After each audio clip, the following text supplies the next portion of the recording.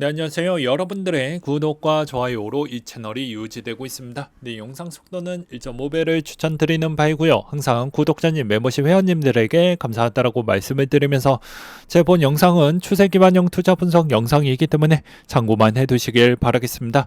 네, 이번에 9월 금리 인상 관련된 내용과 앞으로 기준금리 추이에 따른 방향성도 같이 한번 설명을 드리려고 하는데요. 일단 금리 인상에 따른 여러 가지 의견들을 한번 준비를 해봤습니다. 자, 코인 산타 할배님이 직접 작성해 주셨던 내용으로 한번 설명을 해보려고 하는데요. 야, 노벨 경제학상을 받았던 다이아몬드 시카고대 교수가 이번에 아무래도 더 이상은 금리 인상을 하기에는 어려울 것 같다. 이런 이야기를 돌려서 좀 이야기를 했다라고 볼 수가 있습니다. 그 이유는 무엇이냐? 아무래도 중소은행들이 올해 하반기나 내년 상반기 정도에 좀 더 문제가 생길 거고, 그 이유는 아무래도 상업용 부동산에 따른 문제점으로 좀 있을 것 같다 라고 이야기를 하기도 했었고요.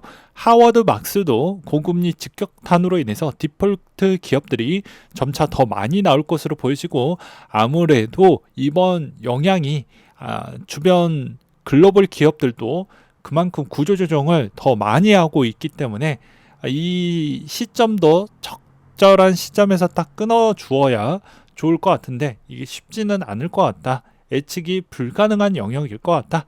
이런 이야기를 또 하기도 했습니다. 그래서 어떤 사람이 연준위원회, 연준 의장이 되었다라고 해도 이걸 적절한 시점에 맞춰가지고 하기에는 좀 어렵긴 하겠지만, 충분하게 계속 연구하고 검토하고 자료 확인하면서 적절한 시점에 좀 해줬으면 좋겠지만, 아무래도 이건 지금의 연준의 동향을 보았을 때는 매우 어려울 것 같고 쉽진 않을 것 같다라고 해서 저렇게 이야기를 하시는 분들도 꽤 많이 있다라고 저는 생각을 합니다. 또한 이번에 미국 하원 의장이 바이든 탄핵 조사 지시 백악관 최악의 정치이다 라고도 이야기가 나오기도 했었고, 그 다음에 지지율을 최근에 이제 반등을 하기 위해서 바이든 캠프에서 TV 광고 조기 방영의 승부수를 좀 던졌다라고 합니다. 여기에서도 이제 선거 비용에 있는 자금을 지금 조기에 시작을 해서 자금을 쓰고 있다는 걸 알 수가 있을 것 같아요. 그러면 과연 지금에 있는 동향에서 CPI가 잠깐 올라간다고 해도 9월달 CME 패드워치도 97%를 보여주고 있기 때문에 아무래도 동결이 가장 가까울 것 같은데, 11월 주중에 아무래도 마지막 남아져 있다라고 저는 생각을 합니다. 왜냐하면 12월 달에는 거의 미국에 있는 대부분 기관들도 다 쉬기 때문에 거의 다 뭐 특별한 경우가 아니고서야는 금리 발표 부분에 그렇게 크게 힘을 실어주는 배경은 없다, 이렇게 생각하시면 될 것 같고요. 그러면 너가 생각하는 왜 이번 형태에서 동결 가능성이 왜 매우 높게 보고 있는 것 중에 하나는요, 저번 시간에도 이야기를 하긴 했지만, 아무래도 이제 11월 달에 만약에 9월 달은 어차피 확정이 거의 될 정도로 보고 있으니까 관망한다라고 이야기를 했으니, 11월 달에 이제 예측 추이를 미리 공개를 해서 말씀을 드린다고 하면 아무래도 이 미국의 연간 이자 비용이 좀 걸린다라고 생각을 합니다. 대략 한 대충 이거 1000조 정도에 있는 규모인데, 이 이자 비용이 과연 돌려막기 식으로 할 수가 있냐라는 것이죠. 일본처럼 YCC 형태로 가지 않고서야는 이제는 약간 좀 버거운 단계까지는 왔다라는 건 거의 기반 사실상 확정이고, 조만간에 인프라 정책도 써야 되고 대선도 있다 보니까 아무래도 돈을 더 많이 풀어서 이제 내 지지율을 끄집어 가야 되는데, 그게 좀 쉽진 않을 것 같다라고 생각이 들었기 때문입니다. 그렇기 때문에 최근에 이제 바이든 씨의 그런 컵이 다시 한번 또 부각화가 되어 가고 있는데요. 이번에는 업그레이드 버전이 물을 따르면 이제 안경 테두리 보이시죠? 요게 이제 안경이 벗겨지면서 요 빨간 눈이 보여지는데, 이 빨간 눈은 우리와 밀접한 관계도가 있죠. 비트 맥시들이 사용하는 형태입니다. 그러니까 즉 어떻게 보면 우리 쪽에 좀 좋은 형태라고 볼 수가 있겠죠. 그래서 아무래도 바이든 입장에서도 대선이 이제 준비하는 그 과정에서 비용 집행을 해야 되고, 그러면 당연히 국채에 따른 변화 추이가 더 많아야 되고, 그 다음에 이자 비용이 너무 커지다 보니까 여기서 아무래도 금리를 더 올려야 되는 부분보다는 오히려 동결에 있는 기간으로 이제 넘어가 보자라고 이야기를 하면서, 일시적으로 이제 주가나 뭐 코인이나 이런 쪽은 잠깐 반짝할 수 있겠지만 동결이 지속하냐 지속하지 않냐 이런 의견이 많이 나올 것으로 보여지지만, 저는 대부분 기존에 있었던 데이터 기반으로 동결이 들어간다고 해서 여러분들이 그렇게 좋은 이야기가 나오지는 않을 것 같다라고 저는 생각을 합니다. 왜냐하면 동결 기간이 평균 추이가 가장 짧았을 때가 6개월 정도 걸렸고요, 가장 길었을 때가 1년 2개월 정도가 되었기 때문입니다. 그 다음으로 이제 또 보는 내용이 체인링크 소식인데요. 펌핑 매도 시그널, 과거 체인링크 유통 공급 원래에 대해서 예정되지 않았던 물량이 언락이 되고 바이낸스 거래소에서 이체되었을 때로 상승이 나왔다라는 내용이 있었습니다. 근데 이게 커뮤니티에서는 오히려 이 친구들은 그래도 좀 양만이다라는 이야기가 있었는데요. 그 이유 중에 하나는 올려놓고 판다라는 거죠. 올려놓고 판다라고 하니까 그게 차라리 낫다라는 주장이 또 있기도 했었고요. 그 다음으로 폴리곤 소식으로는 이번에 폴리곤이 업그레이드 제안이 나왔습니다. 폴리곤 2.0의 본격화를 개시를 하겠다라고 되어져 있는데요. 폴리곤에 있는 가격 추이를 한번 보겠습니다. 말 나온 김에 봐야 되겠죠. 보게 되면 어마무지하게 많이 떨어지긴 했지만, 과거 2022년도 6월달 최저점 대비를 아직 갱신을 못했네요. 어찌 보면. 근데 폴리곤도 어떻게 보면 탄생 비중 보았을 때에서 최고점 찍었던 시점에서 최저점이 내려가는 기점이 오히려 좀 둔했기 때문에, 이번 형태에서 폴리곤도 좀 더 보면서 대응해보는 것도 나쁘지 않겠냐라고 저는 말씀을 드리고 싶고요. 그 다음으로 이제 폴리곤 이번 제안을 보게 되면 2.0 내용에서 이제 보게 되면 네이티브 가스 통화 폴리곤으로 변경, 그리고 스테이킹 통화를 폴리곤으로 변경, 스테이킹 레이어를 출시를 하겠다라는 내용이 담겨져 있습니다. 대충 이제 가격을 좀 더 방어하고자 하는 그런 내용 기반들이 좀 많이 들어가져 있다, 이렇게 보시면 될 것 같고, 그 다음에 SEC 바이낸스 법정 공만 요약 내용을 보게 되면 쟁점은 다음과 같습니다.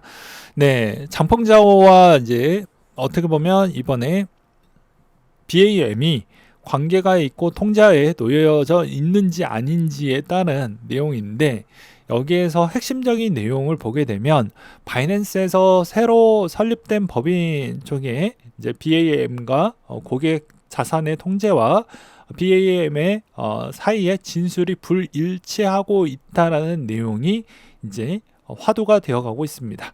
그래서 이제 이 법원 서류는 BAM의 고객 자금 안전을 보장하려고 문서를 제공하지 않았음을 보여주고 있는 실정이기 때문에, 앞으로 이런 의혹과 논란이 계속 나와줄 것으로 보여지기 때문에 쉽지는 않을 것 같다. 바이낸스 입장에서도 쉽지는 않을 것 같다. 그래서 US의 기존 CEO가 사임했던 이유도 이걸 밝히기가 좀 어렵기 때문에 그만둔 거 아니겠냐라는 이야기가 나와주기도 했습니다. 그래서 이제 여기에서도 현재까지 BAM이 이제 어떻게 보면 바이낸스 기업의 통제되지 않았음을 보장하기 위해서 이해할 수 없는 스크린샷을 구성된 220개 문서만 첨부를 했다라는 게 좀 걸러내고 보냈다라는 의혹이 많이 돌고 있는 실정이었고요. 그 다음으로 비트코인 2024년도 반감기 전에 사상 최고가 경신 전망이 또 나오고 있습니다. 보게 되면, 자, 코인텔레그래프에 따르면 또 논평가 중에 한 분, 비트콘트 이날 트위터에서 비트코인 반감기 목표가가 69,000달러 이상을 예상을 내놓았다고 합니다. 그래서 비트코인이 반감기 전에 정상을 도달하지 않을 것이라고 적었다. 하지만 반감기 전에 새로운 사상 최고가를 도달할 것이다 라는 이야기를 하기도 했었고요. 내년 4월 이전에 21년 11월 수립된 기존 사상 최고가를 넘어선 뒤에 반감기 이후 랠리를 지속해서 25만 달러까지 전진할 것으로 내다봤다고 합니다.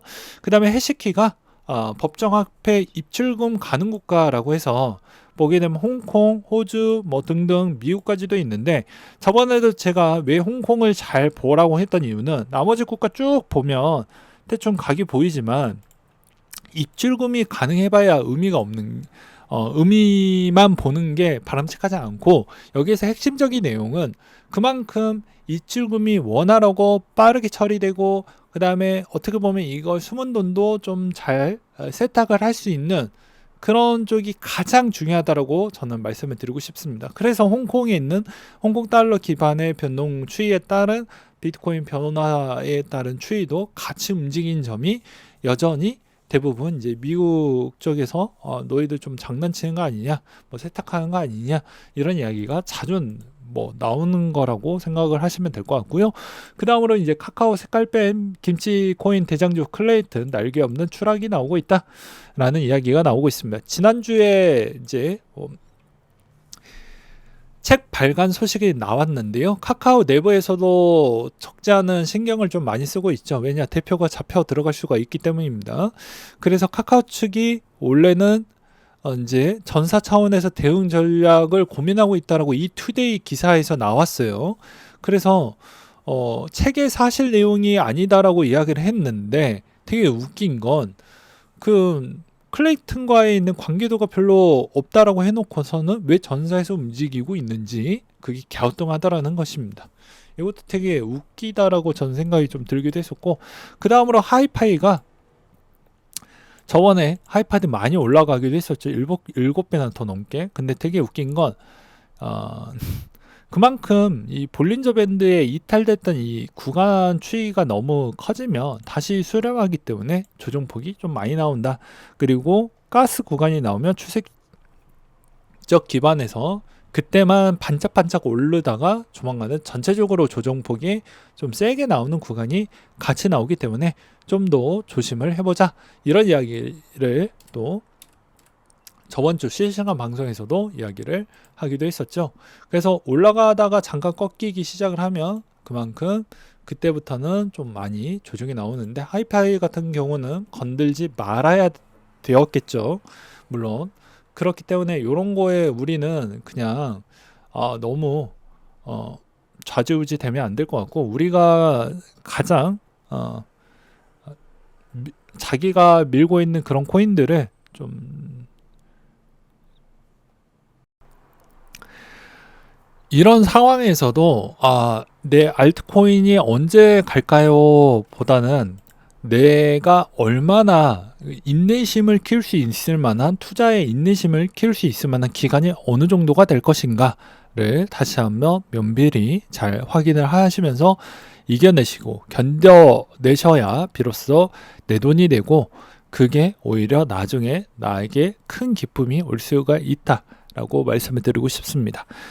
제가 좀 오지랖으로 하나 더 보았던 자료 하나가 있는데요. 한국인이 오랫동안 투자했던 퍼센티지를 봤을 때 2년에서 3년이 넘어가면요, 상위 3% 밖에 되지 않는다고 합니다. 그만큼 장기 투자를 잘 못한다 라고 볼 수가 있겠고, 그만큼 반대로 이야기하면 인내심이 부족하다라고 볼 수도 있겠죠.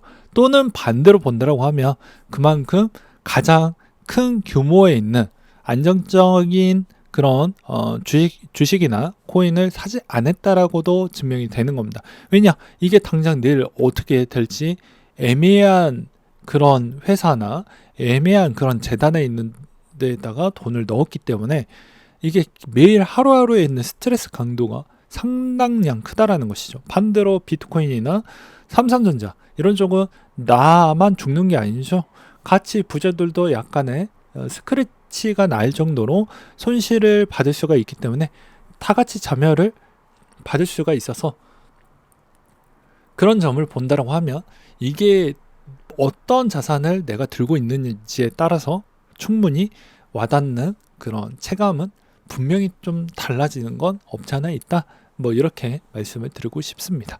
또한 올 하반기 부분에서도 분명히 이번에 알트코인이 엄청난 또 상장 폐지 부분도 어느 정도는 분명히 있을 것으로 보여지기 때문에 이런 것도 좀 조심하시길 바라겠습니다.